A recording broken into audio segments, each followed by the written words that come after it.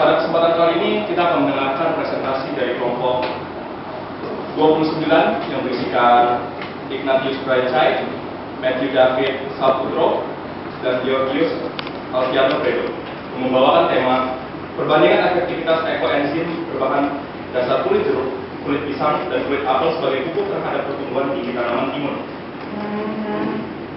Presentasi akan berlangsung selama 20 menit. Setelah itu akan dilanjutkan dengan sesi tanya jawab yang akan saya pandu dan akan ditutup dengan kalimat penutup dari kelompok. Waktu 20 menit untuk presentasi. Terima kasih moderator atas kesempatan yang telah diberikan. Jadi kami kelompok 29 akan mempresentasikan penelitian kami.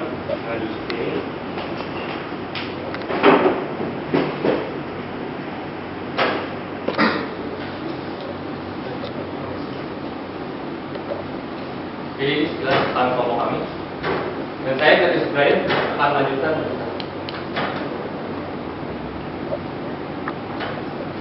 Oke, jadi sebelum itu saya ingin mengawali presentasi dengan membacakan sebuah kalimat yang menjadi moto kami. Yang tidak berguna akan menjadi berguna dalam orang yang tepat. Maksudnya apa sih dari moto ini? Dan apa sih kaitannya dengan presentasi pada hari ini?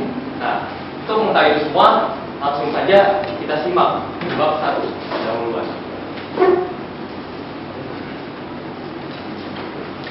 Ya, sebuah refleksi. Sampah jadi masalah penting yang belum terselesaikan hingga saat ini, di mana berdasarkan data dari Kementerian Lingkungan Hidup dan Kehutanan atau KLHK pada tahun 2021, jumlah sampah yang dihasilkan di Indonesia adalah sebesar 21,88 juta ton sampah, di mana 42,23%-nya merupakan sampah rumah tangga.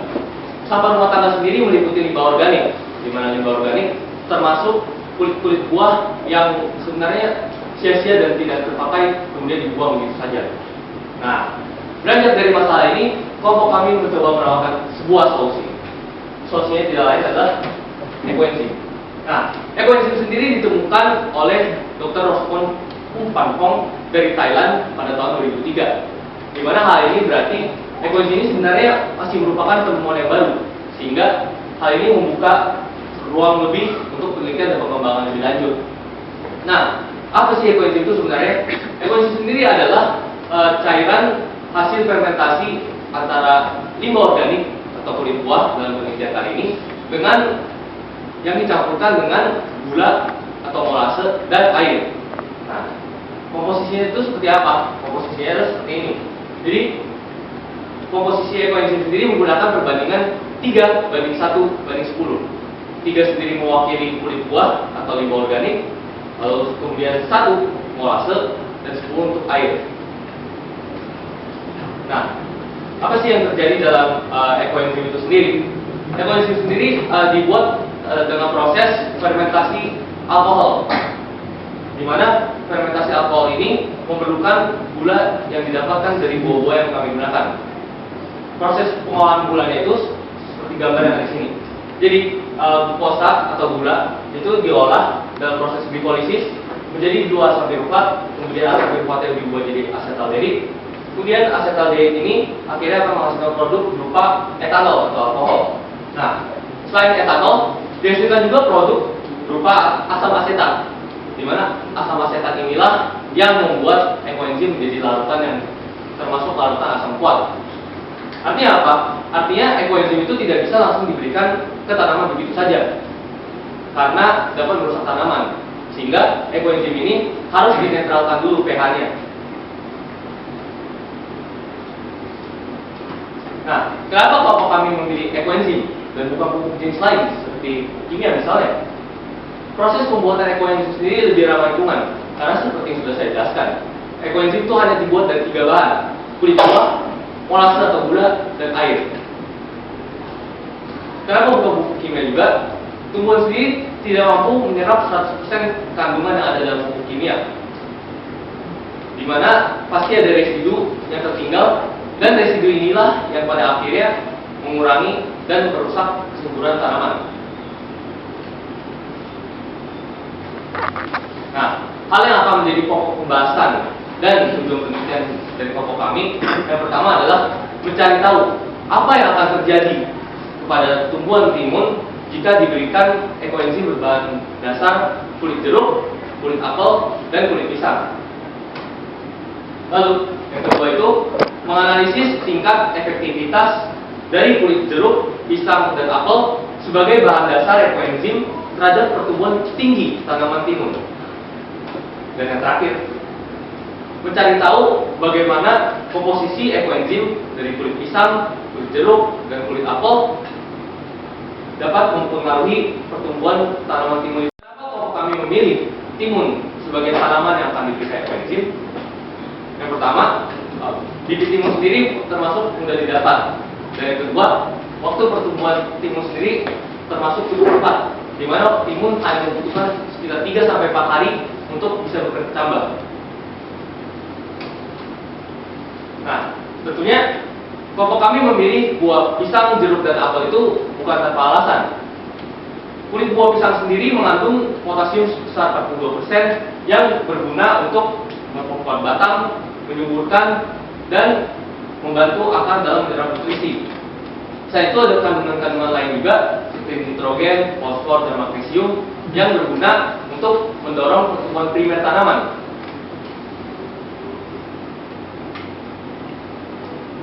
Lalu berikutnya juga ada kulit buah jeruk. Kulit buah jeruk sendiri mengandung kalium, kemudian zat besi, seng, kalsium, dan lain-lainnya untuk memperbaiki morfologi tanah, sekaligus juga memenuhi kebutuhan mikronutrien pada tanaman. Dan juga kulit jeruk ini juga mengandung nitrogen untuk mendorong pertumbuhan tanaman. Lalu untuk kulit apel sendiri, kulit apel juga mengandung fosfor, potasium, dan lain-lain untuk mendorong pertumbuhan tanaman. Nah, berdasarkan hal ini semua, kelompok kami berhipotesis bahwa ekoenzim berbahan dasar jeruk ini akan mendapatkan hasil yang paling efektif karena kandungan jeruk yang paling berguna untuk pertumbuhan tanaman dibandingkan kedua buah lainnya. Oke, sekian dari saya. Baik, terima kasih Cai telah menyampaikan pendahuluan bab 1. Sekarang saya akan melanjutkan ke bab 2, yaitu metodologi penelitian. Sebelum memulainya, kami mengelompokkan dulu ke dalam variabel-variabel. Ini mungkin sudah terbiasa, yaitu 3 variabel: kontrol, terikat, dan bebas. Kalau yang kontrol ini, secara singkat saja, kontrol ini semuanya sama. Sedangkan yang terikat itu hasil dari pemberian variabel kontrol dan bebas ini yang bebas yang membedakan semuanya dan yang kita pilih. Ini variabel kontrol, suhu, jumlah, penyiraman air, media tanam. Lalu variabel bebasnya ada bahan dasar ekoenzim, makanya di judul kami juga itu disebutkan 3 bahannya karena akan menjadi variabel bebas kami. Dan variabel terikatnya adalah pertumbuhan tinggi pada tanaman timun.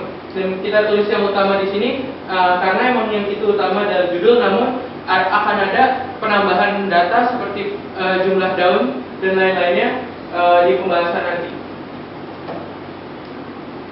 Lokasi penelitiannya ini adalah ada di 2 tempat. Lokasi pembuatan ekoenzim terikatnya di rumah saya dan penanaman timun di rumah Cai, karena sebelumnya kami semua pernah melakukan ekoenzim dan timunnya Cai ini yang paling bagus tanamannya di antara kami bertiga, sehingga kami memilih yang paling berpengalaman di antara kami bertiga.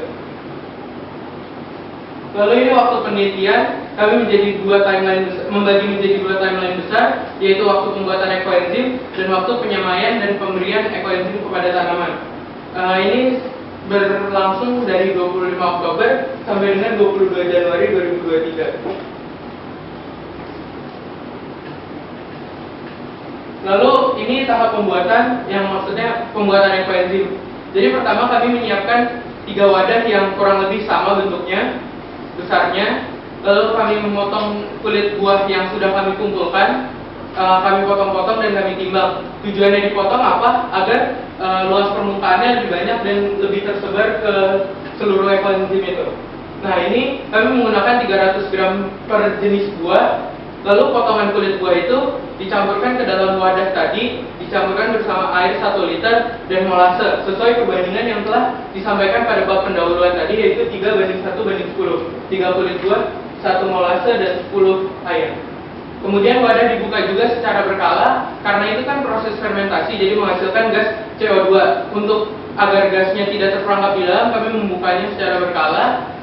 Untuk 2 minggu pertama kami membuka secara 2 hari sekali, dan untuk berikutnya sampai akhir kami membuka sebanyak seminggu sekali.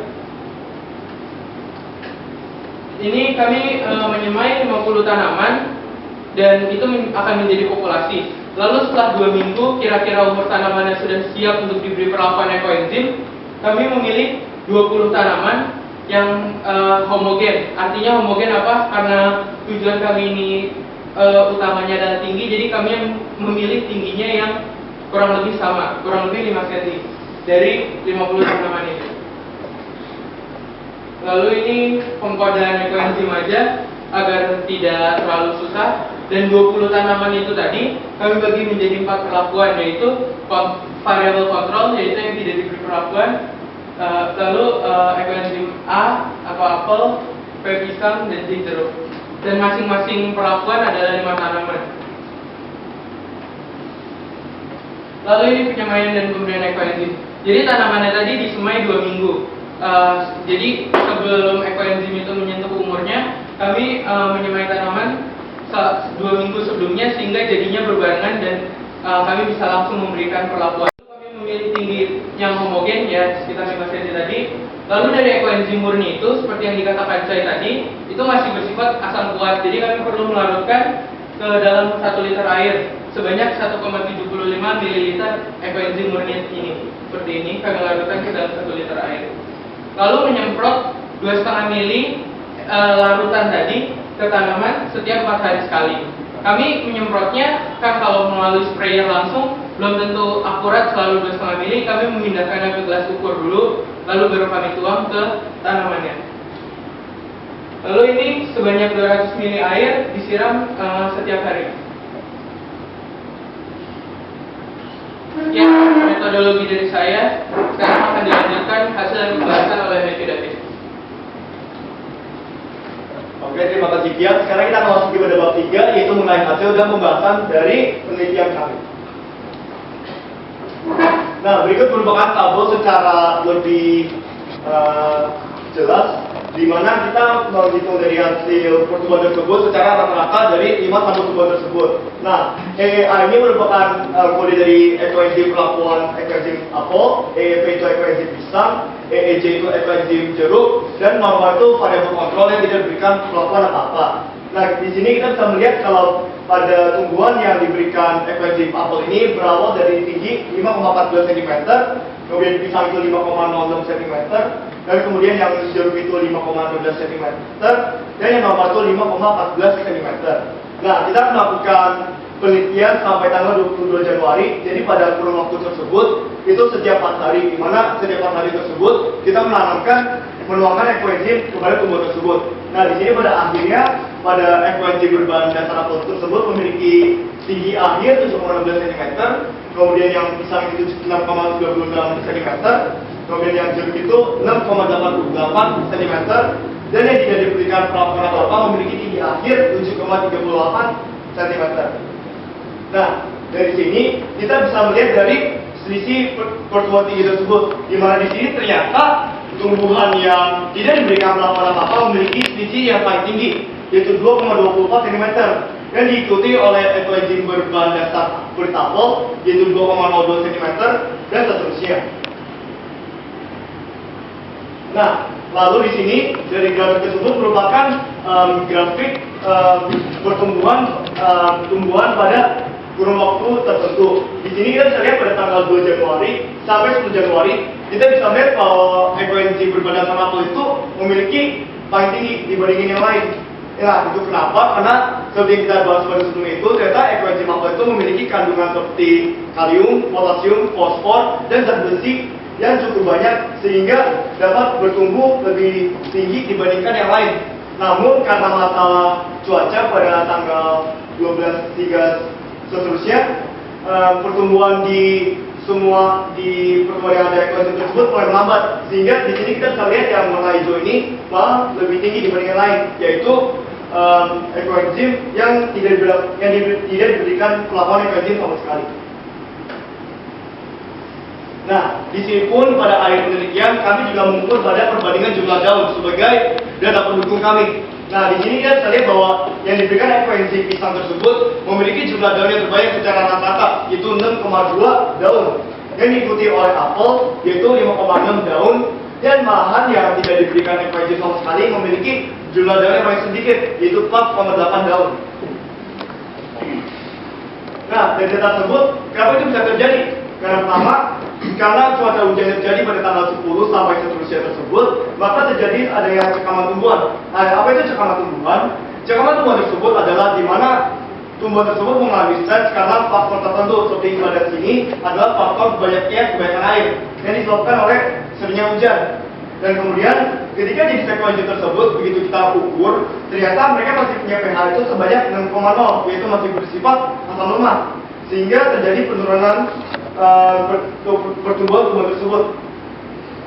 Karena adanya kasaman tersebut, terjadilah adanya perlambatan pertumbuhan pada tumbuhan yang diberikan ekoenzim dibandingkan yang kontrol, di mana mereka tumbuh yang lebih tinggi dibandingkan yang lain, karena mereka tidak mengalami adanya kasaman tersebut. Dan yang terakhir, maka dari itu pertumbuhan tumbuhan yang diberikan ekoenzim seperti tadi yang pada grafik daun tersebut, mereka lebih unggul dibandingkan yang tidak diberikan ekoenzim sama sekali. Potong, waktu presentasinya tersisa 5 menit lagi. Oke, terima kasih. Nah, terakhir kita masuk ke berdebat part, yaitu kesimpulan dan saran. Nah, apa kesimpulan yang kita bisa ambil dari penelitian ini? Pertama, pemberian ekoenzim tersebut tidak terlalu berpengaruh tinggi pada tumbuhan tersebut, karena jika kita melihat dari data sebelumnya, tumbuhan yang tidak diberikan ekoenzim tersebut memiliki tinggi yang paling tinggi dibandingkan tumbuhan yang diberikan ekoenzim. Itu pertama. Kemudian kedua, dari ketiga ekoenzim botol tersebut, kita bisa simpulkan kalau yang ekoenzim berberdasarkan apel tersebut merupakan yang paling efektif.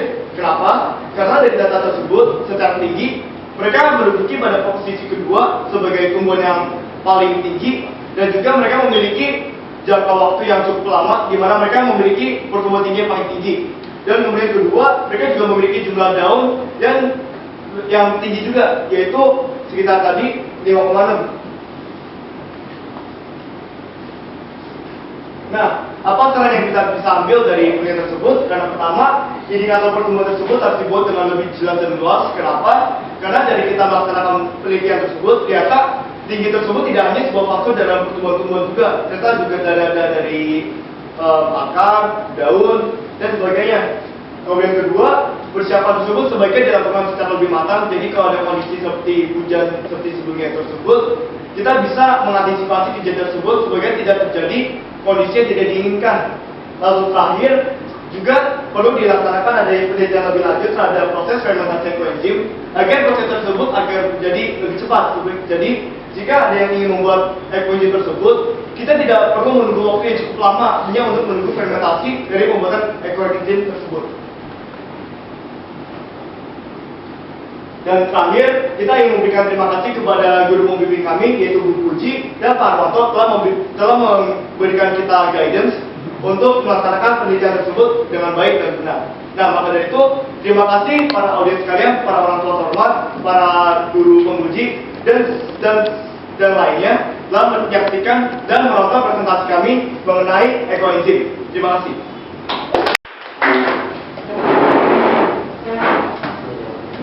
Baik, terima kasih kepada kelompok presentasi yang telah memberikan presentasi. Kemudian saya akan membuka sesi tanya jawab. Untuk bagian pertama, saya membuka sesi tanya jawab untuk para penyangga. Waktunya selama 10 menit, sesi tanya jawab untuk penyangga saya mulai.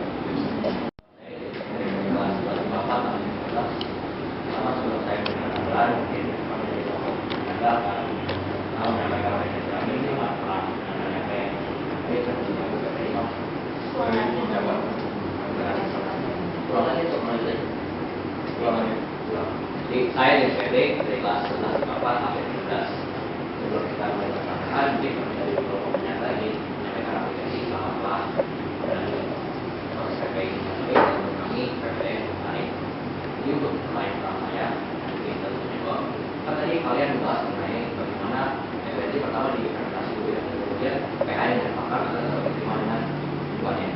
Tapi kemudian kalian bahas jadi penurunan dari dari tanggal 10 sampai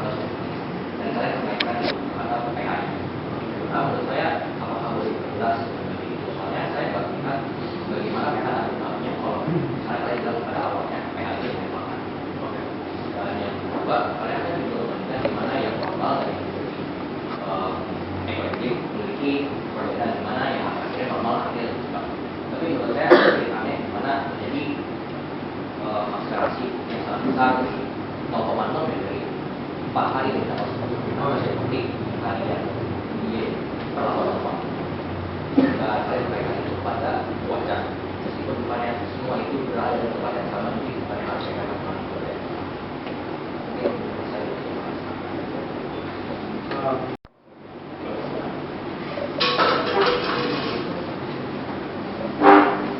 Mungkin saya akan memberikan penjelasan yang organisasi.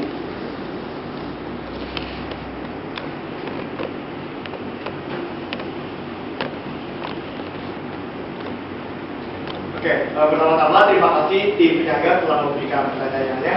Setelah saya menjawab. Nah, kenapa asam tersebut hanya terjadi pada belakangan? Karena seperti yang kita bahas sebelumnya, begitu kita mengukur asam tersebut, kan asam itu jadi 0,0 kan, itu masih berupa asam lemak kan. Nah, awal itu memang asam itu masih belum ada pengeluaran apa-apa. Cuma pada tanggal 12 hingga seterusnya tersebut juga, dalam kurun waktu tersebut itu juga di mana asam tersebut mulai melakukan ada pengaruh juga terhadap pertumbuhan tersebut. Nah, karena tumbuh tersebut mengalami keasaman pada media tanam dan sebagainya tersebut, nah di situ juga di mana tumbuhan tersebut mulai mengalami adanya perlambatan pada pertumbuhan. Nah, memang kalau cuaca hujan itu memang terjadi pada semuanya. Namun jika jelas balik lagi pada masalah pada asam tersebut, memang asam tersebut juga berpengaruh pada kejadian yang terjadi pada tanggal 12 Januari hingga seterusnya. Itu saja. Apa ada yang tambahkan? Mungkin saya coba menambahkan dan memperjelas saja. Jadi sebenarnya pengaruh pH terhadap pertumbuhan ini mungkin tidak terlalu langsung instan ya pengaruh. Jadi pengaruhnya itu lebih ke arah menghambat pertumbuhannya. Jadi seperti yang terjadi di grafik ini, pada akhirnya kan yang tidak diberikan ekoenzim malah justru tumbuh lebih tinggi karena terkena dampak dari keasaman. Walaupun tidak terlalu asam juga, tapi asamnya ini justru sedikit menghambat pertumbuhannya karena perbedaannya juga tidak terlalu jauh. Baik, terima kasih jawabannya. Dari pihak penyangga masih ada 7 menit lagi, apakah ada pertanyaan lagi?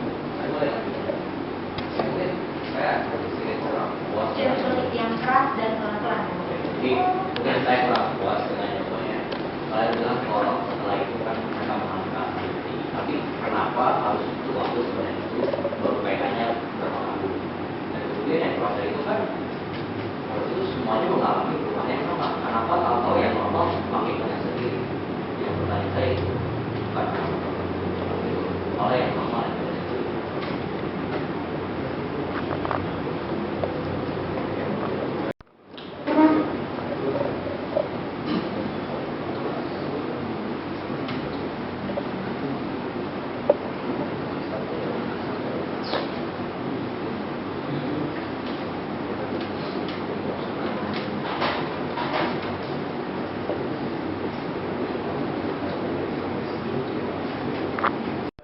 Menjawab pernyataan dari Pak tim penyangga. Jadi memang waktu hujan itu berpengaruh karena kenapa? Karena memang frekuensi itu ke semua. Namun untuk bagi tumbuhan yang diberikan perlawanan ekoenzim itu kan karena hujan itu kan air itu tergenang di dalam tanah tersebut kan. Nah itu kan kalau diberikan ekoenzim itu jadi nggak terlalu berpengaruh karena satu tidak bisa diserap sama tanah karena tergenang air sehingga vitamin tersebut air tergenang di dalam air yang tergenang tersebut. Itu pertama. Kemudian kedua, kenapa asam itu baru beraksi sekarang? Karena seperti yang saya bicarakan sebelumnya tersebut, memang asam itu awal itu asam lemah masih 0,0. Cuma awal-awalnya tersebut, asam tersebut masih belum memberikan dampak yang awal-awalnya terjadi. Namun lama-kelamaan, karena sudah beberapa kali diberikan ekoenzim, asam tersebut mulai bereaksi sehingga mulai memberikan pengaruh adanya perlambatan pada pertumbuhan tersebut. Apakah sudah jelas?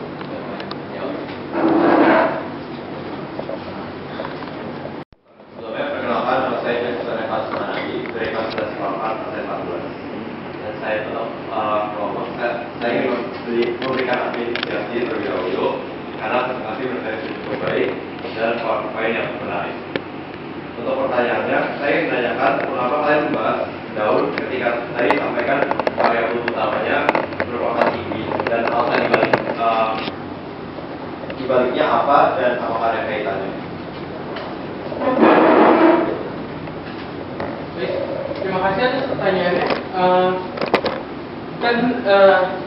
Tadi sebenarnya kenapa daun kan? Karena tadi di awal kami kan menyebutkan utama, tapi perlu kita ingat pertumbuhan tinggi tanaman itu, pertumbuhan tanaman itu tidak hanya dari tinggi. Kan ada, kalau belajar biologi mungkin ada pertumbuhan primer, pertumbuhan sekunder, dan lain-lain, ada kebesar batang dan lain-lain daun. Cuma kalau untuk tanaman yang masih kecil, yang paling gampang diamati adalah batang, tinggi tanaman. Nah, tapi ternyata tinggi tanaman kami ini hasilnya di bawah dari yang kontrolnya. Berarti kami harus mencari apakah ekoenzim ini memang gagal atau dia berpengaruh pada faktor lain pertumbuhan. Dan ternyata setelah kami lihat daun ini, daun yang sebagai termasuk faktor pertumbuhan juga, daun ini lebih unggul jika menggunakan ekoenzim dibandingkan tidak diberikan ekoenzim. Sehingga jika dilihat dari faktor pertumbuhan secara keseluruhan, itu ada unggulnya meskipun di tinggi kami kalah. Makanya pada akhir presentasi kami juga menuliskan saran bahwa untuk yang lebih indikator pertumbuhan dibuat lebih jelas dan luas, yang artinya jangan hanya berpaku pada satu tinggi saja, tetapi yang lain-lainnya juga harus diperhatikan karena ini menyangkut seperti ke vitamin untuk pertumbuhan, bukan vitamin untuk tinggi. Jadi daun termasuk faktor pertumbuhan meskipun bukan utamanya dan bukan judul kami. Sudah menjawab atau Mungkin kita mulai balik ke slide. Waktu untuk sesi tanya jawab oleh Jangan sisa 1 menit. Judul. Judul. Itu judulnya pertumbuhan tinggi. Dan sebenarnya tadi tulis sendiri di bagian grafiknya itu cuma pertumbuhan tinggi. Berarti kalau yang pertama ada yang maksudnya itu gimana? sorry apa gimana ya kalau Itu kan judulnya tetap pertumbuhan tinggi kan. Dan tadi kalian bilang sendiri kalau tarikatnya cuma pertumbuhan tinggi pertama. Kalau yang pertama pasti ada yang lain. Tapi kalian mungkin dimana ada atau yang lain berkumpul atau kalian bisa ingat kalian. Untuk sesi tanya jawab Jangan sudah waktunya sudah habis. Terima kasih kepada pihak penyangga atas pertanyaannya dalam kelompok ini. Kemudian saya akan membuka sesi tanya jawab oleh para penguji. Waktu tempat saya silakan, Bapak Mito. Baik, terima kasih moderator. Selamat siang Bapak Ibu, kemudian teman-teman SMP juga hadir ya seperti yang di sini ya, SMP SMA, kemudian khususnya spesial untuk presenter Provisias, kita kasih tepuk tangan dulu.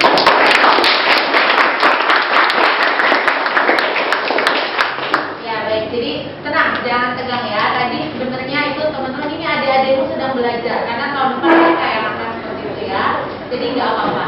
Nah begitu pula dari Ibu sebenarnya dari kalian udah mulai bisa merancang, kalian juga melakukan, bahkan kalian bawa produknya dan kalian laporkan di sini. Menurut Ibu itu udah sesuatu hal yang baik dan bagus begitu ya. Nah memang dari apa yang sudah kalian lakukan tentu saja sebagai penguji kan ada hal-hal apa yang mungkin bisa Ibu berikan tambahan atau masukan supaya lebih baik. Jadi jangan dianggap ini sebagai mencecar atau apalagi membantai, beda ya. Enggak. Tenang aja. So, Ibu akan mulai. Yang pertama ini ada beberapa catatan dan tentu pertanyaan. Nanti bisa ditampung dulu. Untuk catatan juga nanti bisa kalian catat ya. Ini juga berkali. Kita mulai yang pertama. Jadi di judul di situ kalau yang ada di jurnal itu tata nama penulisan binomialnya masih kurang tepat. Yang di jurnal mungkin kalian bisa sambil buka jurnal juga. Jadi biar bisa saling cross check gitu ya. Nah itu diperhatikan nanti harus dan wajib diperbaiki. Termasuk di jurnal itu juga kalian ada menulis nama bakteri begitu ya. Nah cara menulis nama spesies yang seperti itu harus seperti apa. Jadi diperhatikan. Kemudian untuk nama setiap buahnya. Sekarang Ibu mau tanya dulu, langsung dijawab aja. Kulit jeruk, pisang dan apel yang kalian pakai ini pisangnya pisang apa? Pisang madu, pisang Pontianak, jeruk Medan, jeruk apa? Coba langsung. Nah, jadi perlu begini. Silakan. Jadi untuk sebelumnya kami tidak memilih secara jeruk pisang atau apelnya secara spesifik, tapi kami menggunakannya jenis yang sama dalam maksudnya sekali beli itu jenisnya sama, tapi kami gak mencari spesifiknya ini jeruk apa, pisang apa, dan apel apa, karena kami berpikir juga itu sebagai kandungan yang generalnya, bukan untuk spesifiknya. Dan saya rasa untuk semuanya itu mirip-mirip di antara jeruk satu dan jeruk lainnya, pisang satu dan pisang lainnya. Jadi nggak spesifik ada. Oke. Jadi ini masukan ya, termasuk untuk adik-adik juga nanti next time. Baik jika kalau itu lebih spesifik, ini kan penelitian ilmiah ya teman-teman ya. Jadi supaya ketika nanti mungkin saja teman kalian atau yang lain membuat dari kalian bisa belinya dengan jeruk A, kalian coba hasilnya dapat seperti ini. Nah, mungkin saja hasil ekoenzimnya itu walaupun kandungan kulit jeruk ya kurang lebih pasti sama, tapi yang namanya penelitian kan kemungkinan berbeda juga ada begitu ya. Nah, maka namanya penelitian baik jika itu lebih spesifik. Jadi jeruknya jeruk apa, kemudian jumlahnya berapa tadi udah jelas. Cuman memang lebihnya ke spesifik apa yang kalian gunakan di sini. Supaya ketika yang lain nanti, ketika mereka mau coba juga, mereka udah dapat perbandingan. Oh, penelitiannya kakaknya Brian pakai jeruk ini hasilnya seperti ini. Coba saya pakai jeruk yang lain. Nah, kan itu ada sesuatu hal yang menjadi dasar. Itu ya, jadi saran dan masukannya. Kemudian teman-teman bisa sambil lihat ya, itu di 2 kalimat terakhir, kenapa itu menemukan kalimat yang semacam kontradiktif ya teman-teman ya. Kalian bisa lihat, di situ kalian mengatakan berdasarkan hasil penelitian tanaman timun yang menjadi kelakuan kontrol pertumbuhannya paling banyak. Kemudian yang bawah, lalu kulit apel merupakan ekoenzim paling efektif. Nah, kalau dia menjadi paling efektif, kenapa kontrolnya yang justru paling banyak? Kan? Nah, itu mungkin nanti dalam penyusunan kalimat ya. Atau kalian mau menjelaskan? Ya, silakan. Dari presentasi tadi itu memang yang tuberkulose itu memang tingginya memang paling tinggi. Cuma dalam aspek kayak daun, itu kan yang kontrol itu kan yang paling sedikit daunnya. Namun kita mengatakan kalau apel itu paling efektif karena kan berdasarkan dari itu juga penelitian kan kami ingin mencari tahu mana ekoenzim yang berbadan apa yang paling efektif, dan yaitu kan apel. Nah, karena apel itu kan walaupun bukan paling tinggi, namun mereka berada di peringkat kedua yang paling tinggi dan juga berada di peringkat kedua dalam jumlah daun yang terbanyak. Maka itu kita membeli apel. Mungkin kesalahan tersebut mungkin karena struktur kalimatnya tadi. Oke, tapi sebenarnya ini termasuk menyambung dari yang tadi tim penyangga ya. Sebenarnya dalam suatu penelitian sebenarnya nggak usah khawatir, tidak ada penelitian itu yang gagal. Ya, ingat, penelitian itu bukan berarti gagal, hanya mungkin ada sesuatu hal yang harus entah itu dari pelaksanaan atau human error-nya ya, tapi bukan berarti itu gagal juga. Nah, maka kalau tadi di awal sebenarnya kalian sudah mengatakan fokusnya itu pada variabel peningkatnya kan jelas, pertumbuhan tinggi, titik. Maka sebenarnya untuk aspek lain dari segi pertumbuhan, baik itu lebar daun, jumlah daun, itu sebenarnya tidak perlu menjadi fokus utama kalian, alias itu tidak perlu untuk kalian juga bahas, kecuali kalian menyebutkan pertumbuhan secara general. Pertumbuhan general jelas bisa dilihat dari tingginya, jumlah daunnya dan sebagainya. Nah, maka kalian fokus saja pada tingginya. Kalau misalnya pada hasil pun tingginya itu ternyata tidak terlalu baik dibandingkan kontrol, it's okay. Berarti untuk tinggi berarti memang ekoenzimnya ini hasilnya seperti itu. Karena kalau kalian bahas lagi tentang daun tiba-tiba muncul, ini nanti aspek untuk menilai variabel peningkatnya harusnya nambah lagi. Emang pertumbuhan daun harusnya dipengaruhi oleh apa dan bla bla bla gitu ya. Jadi nggak apa-apa, fokus tetap pada apa yang sudah kalian tentukan. Tinggi batang tentunya ya. Jadi ini sebenarnya baiknya dilengkapi tingginya tinggi batang gitu. Udah di situ aja. Hanya untuk menambah informasi boleh ya, cara kualitatif begitu bahwa tapi ternyata daunnya banyak itu oke, tapi tidak perlu kalian jadikan itu sebagai pembahasan supaya tidak rancu karena di judul hanya tingginya saja. Sebenarnya yang kami tulis di jurnal itu kan vitamin C dan kalsium dan berpengaruh untuk imunitas dan pertumbuhan tanaman. Nah, ini vitamin C ini mungkin tidak sebanyak jeruk, tapi kan apel ini juga mengandung kalsium, di mana ini juga membantu untuk pertumbuhan tinggi tanaman dan juga menjaga imunitas tanaman. Jadi lebih imun terhadap apabila ada hambatan dari luar, misalnya iklim segala macam. Oke, berarti intinya nanti dicek lagi aja kalimatnya ya teman-teman ya. Bu sih sebenarnya udah lumayan paham dengan kalimat soal, cuman kalimatnya dicek, baca kembali supaya tidak rancu, karena kalau dibaca terkesannya kalian mengatakan bahwa karena apel tadi yang paling banyak daunnya terus berarti itu kenapa? Karena dia paling tinggi, tapi kan sebenarnya enggak ya. Jadi nanti silakan dicek kembali. Oke. Terima kasih. Selamat datang Bapak Ibu semua, anak-anak semua. Saya ingin mengucapkan selamat dulu pada ketiga orang ini, yaitu Brian, kemudian Fredo dan juga Matthew dari atas kerja kerasnya. Walaupun tentu saja ada faktor-faktor yang tidak bisa kalian kendalikan, misalnya seperti cuaca. Oke. Saya ingin bertanya pada salah satu dari kalian.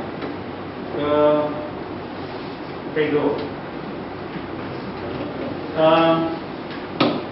pengalaman paling konyol apa yang kamu peroleh ketika kamu mengerjakan? Pengalaman paling konyol. Ya. Ada nggak? Pengalaman paling konyol itu saat sempat nyasar stasiun waktu mobil-mobil naik. Waktu saat mau ngasih koin ke Cai, kan waktu itu lagi acara mau tugas latihan misa Natal. Ya. Itu barangnya hampir ketinggalan di sport hall. Ya. Oke, terima kasih. Jadi itu tentu saja dari semua yang serius-serius yang kalian kerjakan pasti ada sesuatu yang mungkin menggembirakan buat kalian juga. Saya mau bilang menggembirakan juga enggak juga ya, tapi menurut saya itu kalau diingat itu suatu ketika kalian akan melihat itu sebagai pengalaman yang menumbuhkan buat kalian. Jadi ada tentu saja ada pengalaman-pengalaman lain yang tentu saja kalian bisa olah bersama, saling kerjasama, kedisiplinan dan seterusnya. Ya. Baik, saya akan mulai dengan yang pertama, judulnya dulu ya. Ekoenzim itu dalam bahasa Indonesia sudah diambil tuh, sudah dibakukan tuh. Kalian tulis ekoenzim. EKO enzim biasa. Di KBBI. Oke. Saya jawab. Dalam bahasa Indonesia belum ada kata yang benar-benar baku untuk kata ekoenzim. Soalnya ekoenzim ini kan masih kayak sebuah kata yang cukup baru ya, atau kata ilmiah yang cukup ya. Maka dari situ ekoenzim itu masih belum memiliki bahasa Indonesia yang benar-benar baku. Maka dari itu kita masih pakai bahasanya bahasa Inggris. Oke. Saya sudah menemukan kata ekoenzim dalam bahasa Inggris. Ya. Sudah ada. Jadi kalau kalian bisa pakai apps-nya, itu ekoenzim cairan hasil dari fermentasi lembaga organik dan seterusnya. Ya, jadi mungkin nanti bisa dicek saja apakah dari apps ini sudah benar atau belum ya. Tapi nanti ini kita nggak ada soal misalnya kita bisa membuat ini sebagai sebuah bahan diskusi. Jadi ekoenzim ternyata sudah masuk di dalam apps KBBI-nya. Terus yang kedua, dari tadi itu yang saya lihat itu adalah kalian membandingkan pengaruh enzim kulit jeruk, kulit pisang, kulit apel sebagai pupuk terhadap tinggi tanaman timun. Kan? Jadi di sini tuh yang saya lihat itu adalah pengaruh ekoenzim berbahan dasar kulit. Kita sederhanakan aja ya. Kita hilangkan kata perbandingan, kata efektivitas kita hilangkan. Kemudian kulit pisang dan kulit apel kita hilangkan dulu sebagai pupuk, kita hilangkan dulu. Ya. Jadi di situ adalah pengaruh ekoenzim kulit jeruk terhadap pertumbuhan tinggi tanaman timun. Itu yang kalian itu kan yang satu. Kemudian kamu juga punya pengaruh ekoenzim kulit pisang terhadap pertumbuhan tinggi tanaman timun, ya kan? Terus yang ketiga, kalian punya pengaruh ekoenzim kulit apel terhadap pertumbuhan tinggi tanaman timun, ya kan? Terus kemudian kalian bandingkan kan? Nah, yang kalian bandingkan itu efektivitasnya atau pengaruhnya? Tahu maksud saya? Kamu perbandingan efektivitas atau perbandingan pengaruh? Tahu nggak maksud saya? Ini kan kamu lihat perbandingan efektivitas ekoenzim. Apa yang kamu maksudnya? Perbandingan pengaruh ekoenzim, karena kamu punya kata terhadap. Kalau efektivitas itu nggak bisa terhadap. Efektivitas ini terhadap itu nggak bisa. Efektivitas, misalnya misalnya ekoenzim dalam itu bisa. Tetapi kamu bisa misalnya kamu punya efektivitas ini terhadap. Jadi yang kamu maksud itu contoh di dalam bahasa Inggris ya, a comparison of the influence ya. Jadi a comparison of the influence of electronic books and paper books in reading comprehension, empathy, and perception. Jadi yang dibandingkan adalah membandingkan antara influence, bukan membandingkan antara efektivitas. Jadi yang kamu maksud mana?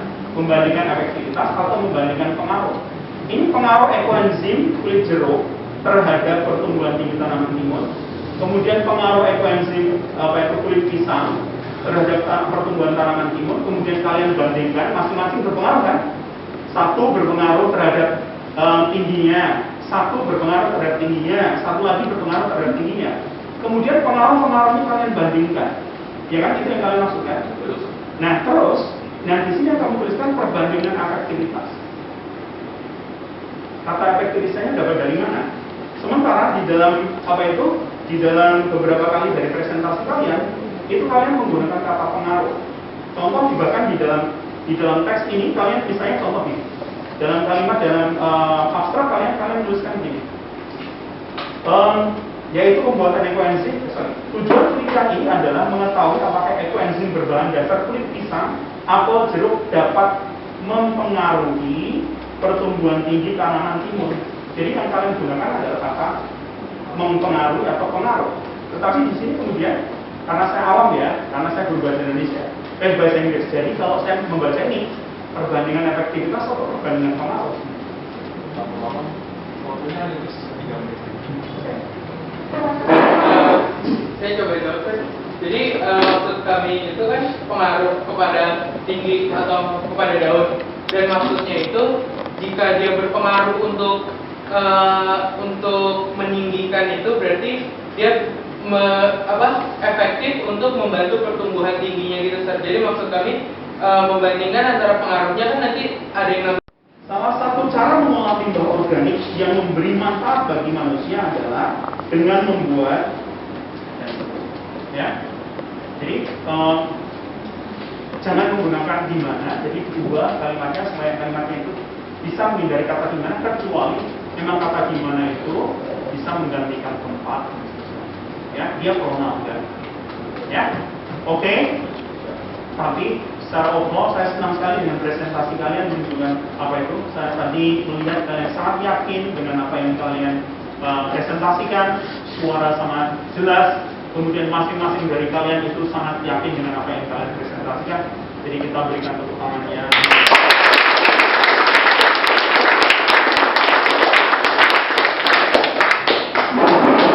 Baik, saya akan menutup sesi tanya jawab oleh para penguji. Terima kasih kepada para penguji atas pertanyaannya dan anggota kelompok atas jawabannya. Kemudian saya akan membuka sesi tanya jawab kepada para audiens selama 5 menit. Bagi para audiens yang ingin bertanya, Ya, jadi saya mengikuti verification dari kelas saya mengikuti verification dari kelas 96 nomor absen 29. Saya mau bertanya, dari menyimak presentasi kalian, saya menemukan beberapa istilah yang saya tidak mengerti. Pertama ada biopolisi sama mikrobiologi. Nah setelah itu saya juga mau bertanya, kan tadi dari hasilnya kalau yang pertumbuhan tingginya yang dikasih ekoenzim itu kurang baik, namun untuk daunnya itu jauh lebih baik. Maka apakah ekoenzim itu aslinya menghambat pertumbuhan tinggi terus, tapi dia lebih baik dalam memboost di pertumbuhan daunnya? Baik, terima kasih atas pertanyaan. Saya coba jawab. Jadi untuk istilah glycolysis dan mikronutrien ini sebenarnya istilah suatu proses ya. Untuk glycolysis itu sebuah yang pemecahan gula istilahnya. Jadi tingkatnya itu gula dipecah jadi produk yang lebih simple. Nah, untuk mikronutrien sendiri itu sebenarnya lebih ke arah kandungan nutrisi di dalam skala mikro. Jadi dibutuhkan pertumbuhan itu dalam jumlah yang sangat kecil. Namun juga itu tetap berpengaruh mendorong pertumbuhan tanaman. Nah, terus tadi pertanyaannya mendorong apakah ekoenzim sebenarnya menghambat pertumbuhan tinggi, namun mendorong pertumbuhan lain seperti daun kan? Jadi sebenarnya ekoenzim ini lebih ke arah untuk mendorong pertumbuhan dan kesuburan juga. Jadi seperti hasil yang bisa dilihat tadi, di mana tingginya tadi kan memang tidak setinggi dari yang tidak diberi ekoenzim. Namun secara jumlah daun ternyata jumlah daunnya lebih banyak. Jadi seperti itu, lebih ke arah mendorong kesuburan tanaman. Jadi juga tingginya juga tidak terlalu jauh juga berbeda. Jadi tidak terlalu menghambat. Apakah dari metode yang ada yang menambahkan? Apakah ada audiens yang ingin bertanya lagi? Baik, nama saya Emmanuel Matthew dari kelas 11 IPA 2. Saya ingin bertanya tentang yang saran kalian. Kalian menyarankan pada masyarakat untuk mulai membuat ekoenzim ini. Tapi tadi pada slide pertumbuhan tinggi ada satu jenis ekoenzim yang out bagi saya, yaitu ekoenzim pisang. Itu dia pertumbuhan tingginya konsisten di bawah yang kontrol tanpa ekoenzim, bahkan sebelum pengaruh asam. Nah, pertanyaan saya, sebelum ada pengaruh hujan. Nah, lalu pertanyaan saya, apakah kalian masih merekomendasikan ekoenzim pisang untuk dibuat oleh masyarakat dan digunakan oleh masyarakat? Terima kasih.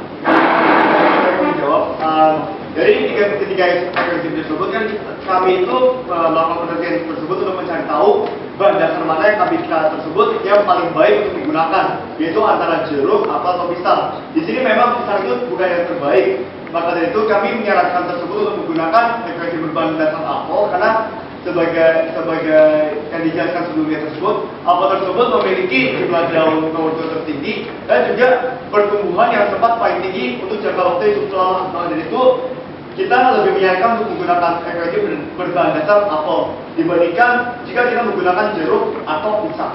Itu sih. Baik, karena waktu yang sudah habis, saya menutup sesuatu kepada para audiens. Baik, Bapak Ibu guru, orang tua dan presentasi hari ini. Kami mengucapkan terima kasih dan apresiasi kepada kelompok 29 yang telah berhasil mempresentasikan penelitiannya hari ini. Mari kita berikan tangan yang